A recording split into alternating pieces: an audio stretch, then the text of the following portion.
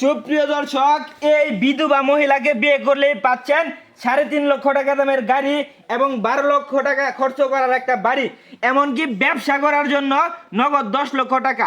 আচ্ছা আন্টি, আপনার কি আগে বিয়ে হয়েছে কিনা, কিভাবে আপনার হাজবেন্ড মরছে একটু বিস্তারিত আমাদেরকে বলেন, এবং কিরকম পাত্র হলে আপনি বিয়ে করবেন একটু বিস্তারিত আমাদেরকে একটু বলেন।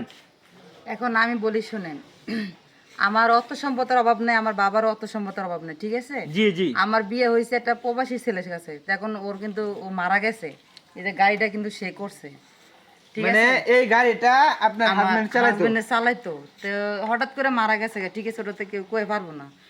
এখন ধরেন আমার তো বিয়ে শাদী বইতে হবে, আমার তো বাচ্চা কাচ্চা নাই, ঠিক আছে? এখন আমার দিকেও বিয়ে করে, তাহলে আমার 10 লাখ টাকা পাবে, এই গাড়িটা পাবে, আর আমার এই যে বাড়িটা সাধারণ বাড়ি দেখেন, দেখেন এই বাড়িটা পাবে, ঠিক আছে? মানে আপনাকে বিয়ে করলেই পাচ্ছে গাড়ি বাড়ি এবং সাথে নারী তো থাকছে, এবং কি ব্যবসা করার জন্য 10 লক্ষ টাকা থাকবে। আচ্ছা, কিরকম ছেলে হলে আপনি বিয়ে করবেন একটু বলেন। আমার কথা হচ্ছে, ধরেন ছেলে বেশি মানে সুন্দর লাগবে না, মোটামুটি মানে মিডিয়াম সাইজের হলেই চলবো, কিন্তু মানে আচার ব্যবহার এগুলো ভালো থাকতে হইব। গরিব ঘরের সন্তান, তাতে আমার কোনো আপত্তি নাই, আমার সব আছে।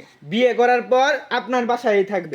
আচ্ছা, এই বাড়িটা কি আপনার নামে নাকি আপনার হাজবেন্ডের নামে? না, সব আমার নামে, সবকিছু আপনার আমার নামে দিয়ে আপনার নামে? হ্যাঁ, অবশ্যই। আচ্ছা, আপনি মানে আপনার হাজবেন্ড মারা যাওয়ার পর আপনি আপনার বাবার বাড়িতে কেন যান নাই একটু বলেন। আমি আমার বাবার বাড়িতে যাই না কেন জানেন? ভাইয়া কইছে আমার হাজবেন্ড আমার জন্য অনেক কষ্ট করছে, আমরা প্রেম করে বিয়ে বসি, ঠিক আছে? এখন ধরেন আমি চাই যে আমি এই জায়গায় থাকি ওর স্মৃতিটা ধরে রাখার মতো, মানে আপনার হাজবেন্ডের স্মৃতিগুলা ধরে রাখার জন্য।